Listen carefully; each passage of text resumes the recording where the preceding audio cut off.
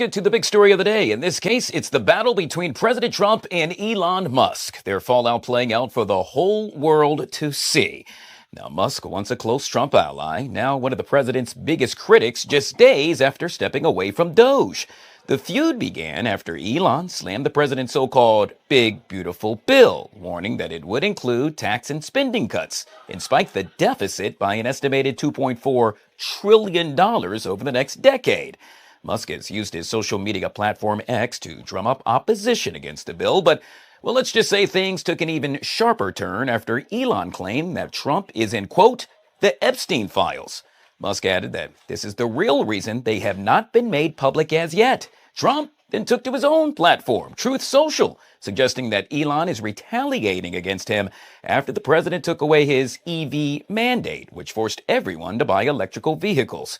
The public spat, well, it's ripping through the halls of Congress, where Republican leaders are trying to pass the president's key piece of legislation with little support now. The Senate taking up the big, beautiful bill as we speak. A version already passed the House. All right, friends, welcome back to Jack Mockler Family.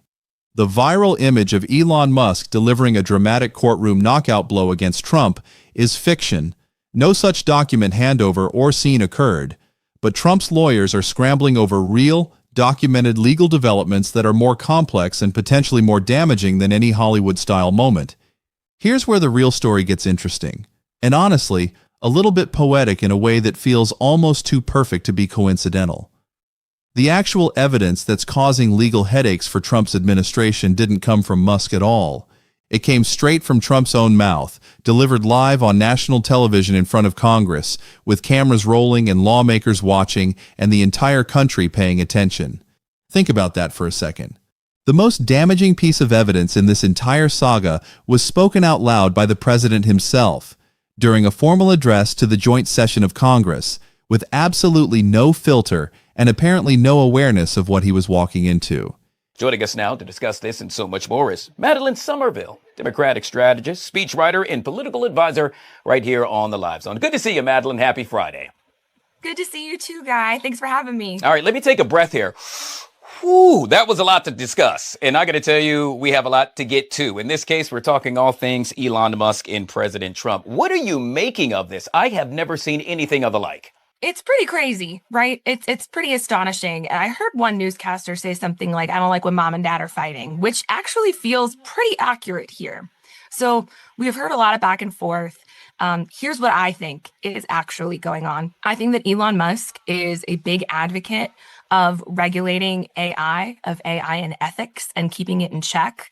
And I think that the people who are in the White House that are involved in big tech, that are not in Elon Musk's camp, are not as concerned about it. In fact, in the big, beautiful bill, and it's a reason why some Republicans like Marjorie Taylor Greene from my state has actually come out against this bill, is because it keeps the states from regulating AI on their own.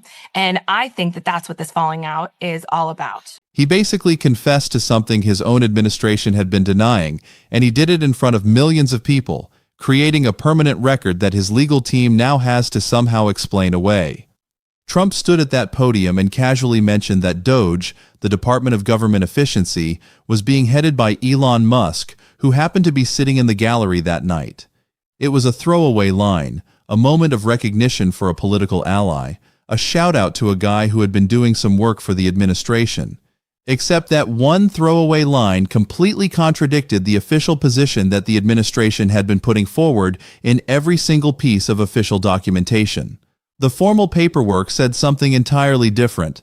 It said that an acting administrator named Amy Gleason was running DOGE. That was the name on the documents, the person officially responsible, the individual who would be accountable if anything went wrong. So nasty things were said. We have accusations of Trump being in the Epstein files. This morning, we know that President Trump took to yet again his social media platform and stated that, hey, you know that red Tesla that Elon Musk gave me? Get out of here. He's kicking it away, or kicking it to the curb, as we like to say. Yet again, the war of words continues, Madeline. I know. And honestly, I usually tell people, if you want to be your own political analyst, assume that every communication that you hear that comes out of the White House or from an agent of the White House is directed at you, right? Because messaging is everything in politics. And so I usually don't I usually take everything with a grain of salt. I don't usually put that much. Sorry. Yes. No, Oh, I didn't say anything. I'm listening. Oh, I'm sorry. Just a little problem with the Zoom. I usually take it with a grain of salt. But here I think that there's actually something deeper behind it, and that's why there's this big war of words and so much contention there. Although I did think it was funny that President Trump said something like, "Yeah, when people leave, they just get so sad. They miss being here and then they retaliate." And I feel bad for that. And I was like, Yeah. "Okay, all right." But Trump just casually announced to the world that Musk was actually running things, not Gleason. So which is it? Because legally speaking, you can't have it both ways. You can't claim one person is in charge for official purposes while the president publicly acknowledges that someone else entirely is actually pulling the strings. The legal implications here are genuinely massive, and Trump's lawyers know it. That's why they're scrambling. That's why they're trying to figure out how to spin this or explain it away or somehow make it not mean what it clearly means. Because the lawyers who are already suing over Doge's legality, the unions and nonprofits who have been challenging the whole operation from the beginning, they jumped on Trump's words within seconds. They took that quote straight from the official transcript, the one that will be preserved in the congressional record forever. I saw that as well, and I think we could all make light of it. But there's some serious stuff going on here. And what do I mean by that? Well, we know that Elon threatened that SpaceX will decommission Dragon spacecraft. This is a big deal. I want folks to understand that this is in essence a security threat because, well, it really gets the astronauts back and forth to the International Space Station. We're talking about lives in jeopardy, are we not? Yeah, and that sort of undermines the original argument that I had, which is that I think that Elon Musk cares about the future of AI because I think in that respect, it would be like, I care about people, right? I care that people are not taken advantage of. And in this case, right, it's like, if you care about people, then why don't you continue making sure that we have the spacecraft that we need in order to protect the astronauts and the people who go into outer space? I don't like that it's getting into that sort of realm to where it's like, okay, I'm willing to sacrifice this and sacrifice that in order to make my point, right? Because you want it to be about the American people and you don't want it to be about them as people. That's the really frustrating part about this, because we as the American people should not be the ones who lose in this fight. Yeah, well, that's what's at issue yet again. In this case, we know that Elon Musk had access to sensitive information. What if in his rage he says, you know what, that all that information that I have, I'm going to give it to the U.S. adversaries. What say you about that? And they dropped it right into a court filing. They argued that Trump's own statement proves Musk is illegally running a government operation without ever going through the Senate confirmation process that the Constitution requires for anyone exercising that kind of power. The president basically provided the plaintiff's lawyers with Exhibit A, and he did it on live television with absolutely no prompting whatsoever. Let that sink in for a minute. The most devastating evidence in this legal battle didn't come from a hacker. It didn't come from a whistleblower. It didn't come from a secret document leaked to the press by some mysterious source. It came from Trump standing at a podium talking to the country, apparently not thinking about the legal implications of his own words. And now that quote is sitting in an actual court filing, being used as ammunition against his own administration's official position. Musk didn't need to drop any evidence because Trump essentially dropped it himself. Well, that is a terrifying proposition.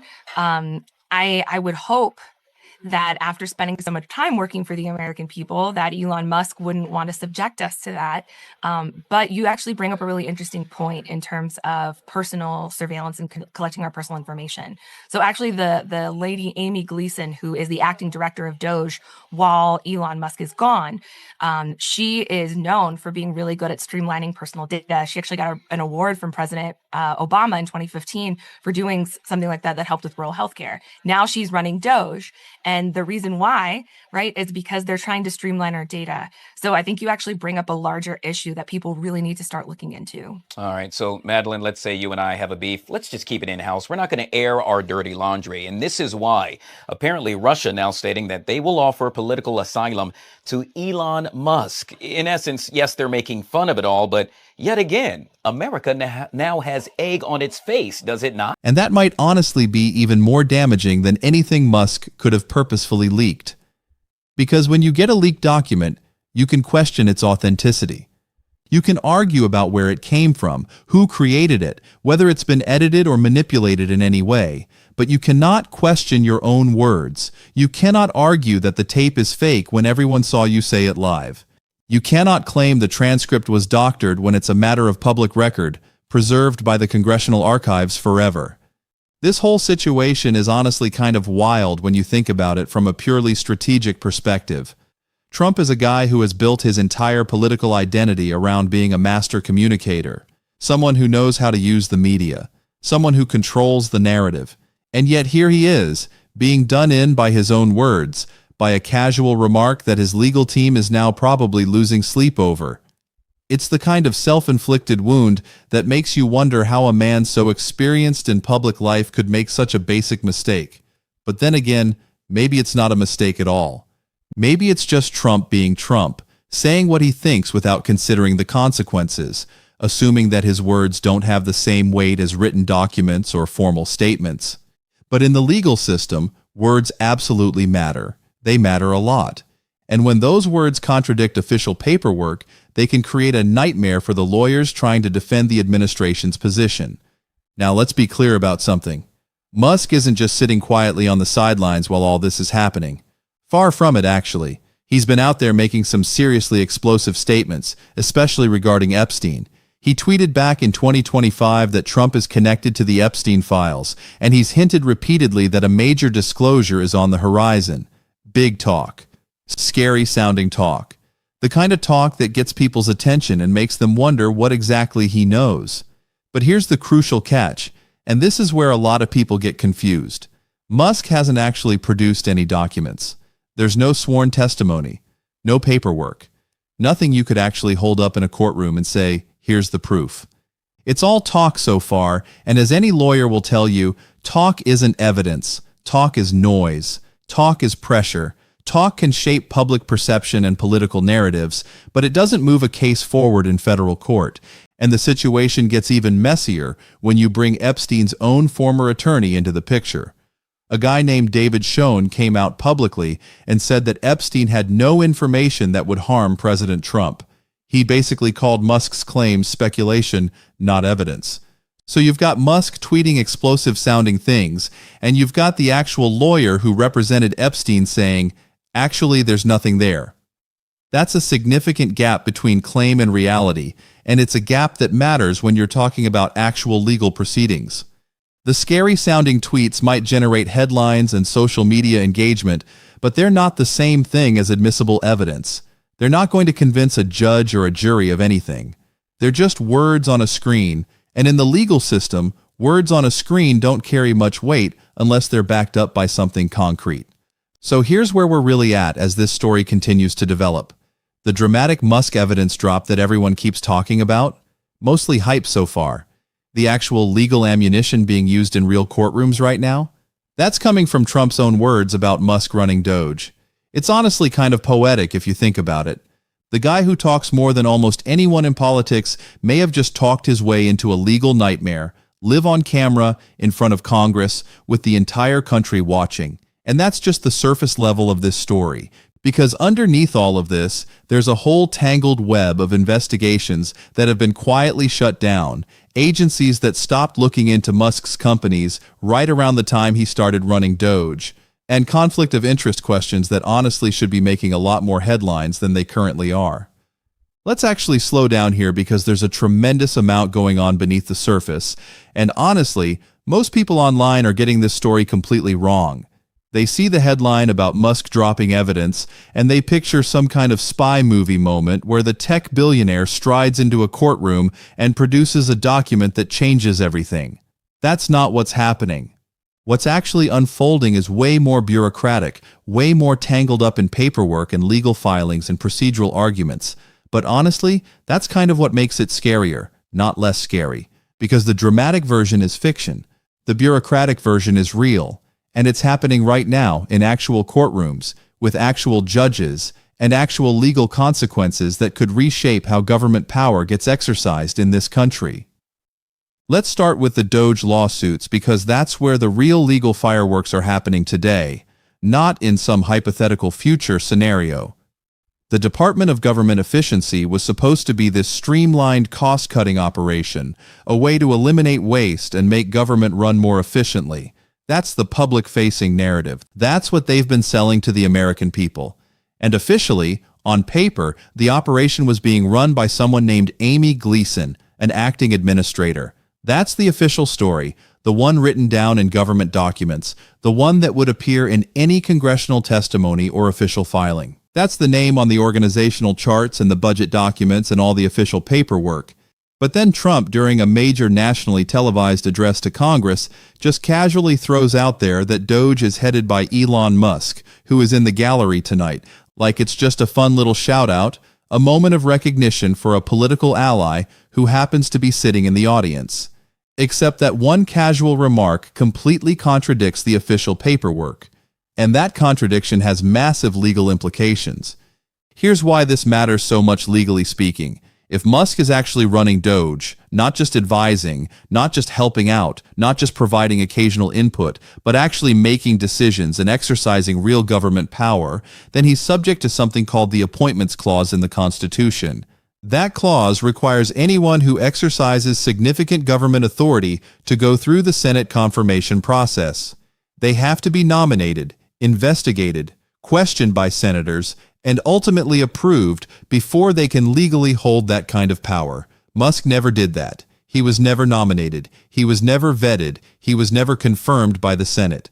So the plaintiffs in these lawsuits, the unions and nonprofits who are challenging the legality of Doge, they took Trump's quote and used it to demand expedited discovery. That's a legal term that basically means fast-tracked access to internal documents and communications. They're arguing that Trump's own statement proves a serious constitutional violation, and they want the court to force the administration to hand over everything related to Musk's role and authority. Think about that for a second. Trump's own statement, said publicly and on purpose, became a legal weapon against his own administration's official position. That's not Musk dropping a bombshell. That's Trump accidentally dropping one on himself, and the lawyers scooping it up before it even hit the ground. That's the kind of self-inflicted wound that legal teams spend sleepless nights trying to figure out how to repair. Because you can't unsay words. You can't pretend a nationally televised address didn't happen. You can't argue that millions of people misheard what they clearly heard. The quote is out there now, preserved in the congressional record, available to anyone who wants to use it. And believe me, the plaintiff's lawyers are going to use it. They're going to hammer that point again and again, showing the judge Trump's words and then pointing at the official paperwork and asking the obvious question, which one is true? Now here's where it gets even messier, and this is the part that a lot of people don't fully connect. Musk isn't just some random tech billionaire who decided to help out the government for patriotic reasons. He's officially classified as something called a special government employee. That's a specific legal designation with specific rules and requirements. And here's the kicker that should make everyone pay attention. There's no publicly disclosed conflict of interest waiver for him, none that we know of, which is a massive deal because Musk runs some of the biggest companies on the planet. Tesla, SpaceX, Neuralink, Starlink, all of them massive enterprises with billions of dollars in government contracts and regulatory relationships. All of them subject to federal oversight and investigation at various times for various reasons. And what's happened to a bunch of those investigations since Musk got close to the administration through Doge? A lot of them have been quietly shut down. The agencies looking into his companies have been gutted, restructured, or basically stripped of their ability to investigate effectively. The regulatory scrutiny that was once intense has somehow become incredibly light. Does that sound like a coincidence to you? Because it doesn't sound like a coincidence to legal critics who have been watching this pattern develop. They're pointing at the timeline and calling it structural evidence of self-dealing, meaning using government power to benefit your own businesses, and regulatory favoritism, meaning getting special treatment because of who you know and who you're connected to. When you actually lay it all out like that, it's not one dramatic leaked document that changes everything. It's a pattern, a structure, a shape that emerges when you connect enough dots over time. And honestly, patterns like that can be even more damning in court than one flashy document. Because patterns are harder to explain away with a simple, "Oh, that was just a mistake," or "that was just a coincidence" defense. When you have multiple instances of the same thing happening over time, it starts to look intentional. It starts to look like a strategy rather than an accident. Think about how this will look to a judge or to a jury or honestly to anybody paying close attention.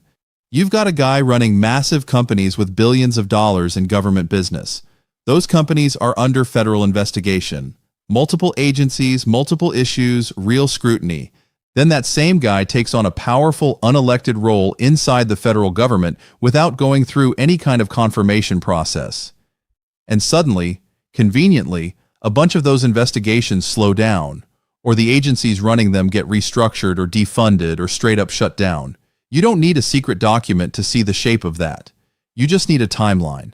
And honestly, the timeline alone tells a pretty damning story all by itself, without any help from dramatic leaks or mysterious files.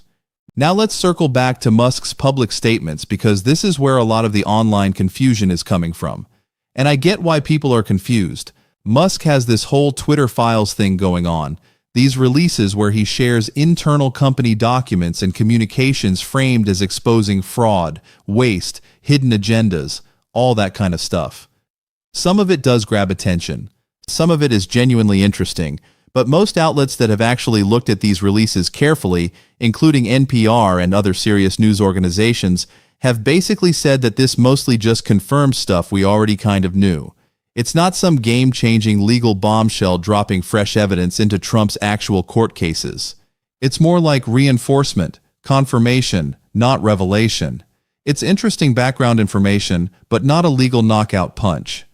Someone tweets something dramatic sounding about fraud or waste or secret Epstein connections, and it grabs headlines. It gets clicks. It gets shared like crazy on social media. But legally, in an actual courtroom, in front of an actual judge, it doesn't carry the same weight as, say, a sworn document or Trump's own recorded words contradicting his administration's official filings.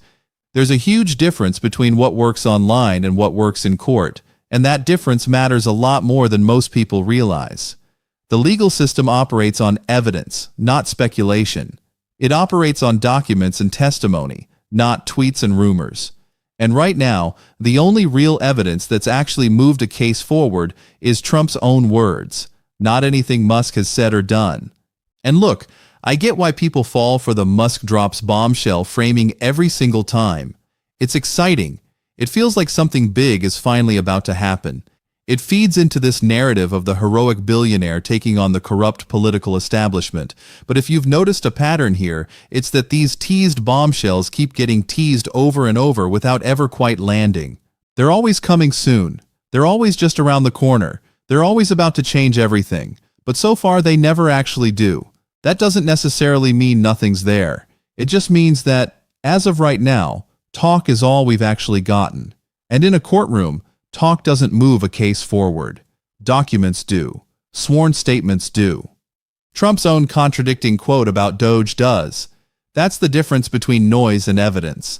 And it's a difference that matters a lot more than the headlines want you to think. Here's another thing that people get twisted around, and honestly it's understandable because the media landscape is incredibly confusing right now. There's separate reporting out there about Trump's lawyers scrambling, and people automatically assume that's connected to Musk. It's not. Not directly, anyway. That scrambling is actually about a completely different legal fight involving Jack Smith and his push to release more January 6th evidence. Different issue, different lawyers, different courtroom battle entirely. So when you see a headline that smashes all of this together, like it's one dramatic moment, you're actually looking at least two separate stories being artificially combined for maximum click appeal. It's manipulative packaging, plain and simple. Two different fights, two different courtrooms, two different sets of lawyers, all mashed into one headline designed to make you click.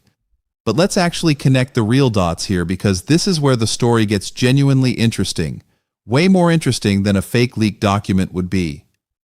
Musk's public claims, especially around Epstein, create pressure and noise and political heat. That's real. That part's not fake. Those tweets do create a narrative. They do shape public perception. They do make people ask questions that politicians would rather not answer. But the actual legal ammunition, the stuff that could genuinely hurt Trump in court, comes from something way more mundane and honestly way more damning. It comes from Trump's own public statement about who's really running Doge.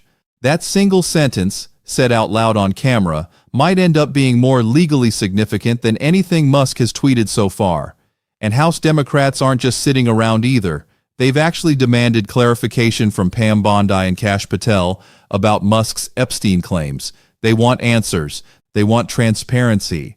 They want somebody to either confirm or shut down what Musk has been hinting at. This is where the story gets really interesting from a strategic perspective. The Democrats are putting pressure on multiple fronts simultaneously. They're using Trump's own words in court filings. They're demanding answers from his administration officials about Musk's claims. They're connecting the dots between investigations that went quiet and Musk's rise inside the administration. It's a multi-pronged approach that makes it much harder for Trump's team to defend on all fronts at once. And honestly, that's the kind of coordinated pressure that can be more effective than any single bombshell document. It wears down the defense over time. It creates multiple points of vulnerability that have to be addressed simultaneously. It makes it harder to spin any one thing because there are too many things to spin. So if you walked away from this story thinking Musk pulled out some secret folder and dropped it on the courtroom table, I get why you thought that. The headline is designed to make you think that. It's designed to grab your attention with a dramatic image that fits into a familiar narrative. But the real story is honestly better than the fiction because it's actually happening.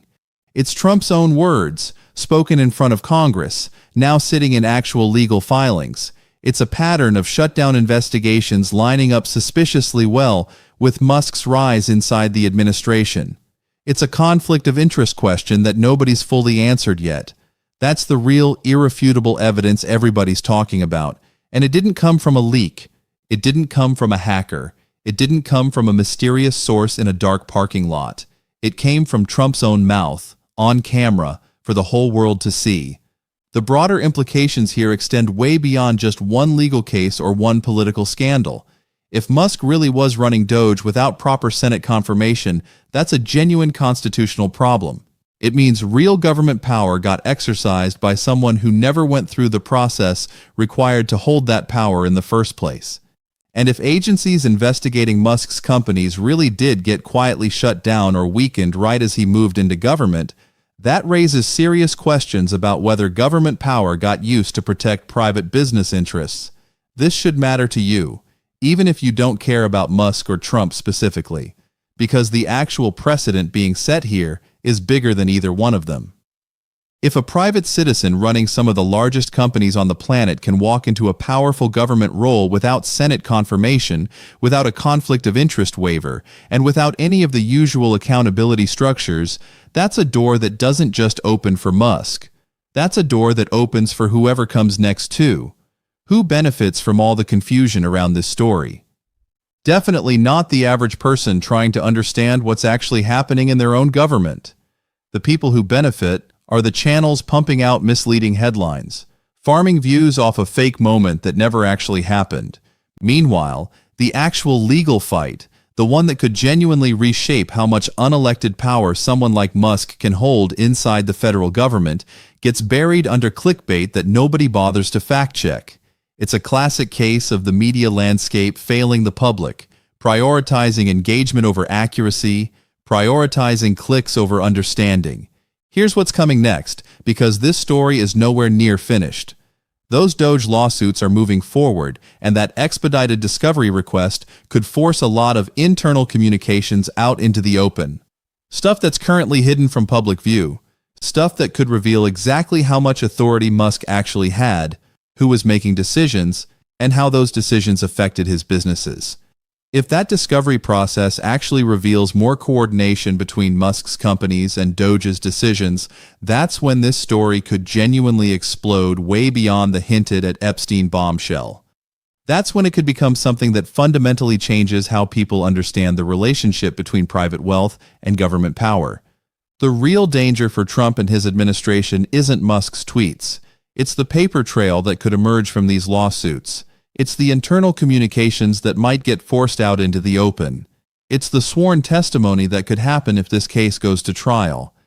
That's the kind of thing that keeps lawyers up at night, not dramatic social media posts. Because a tweet can be explained away.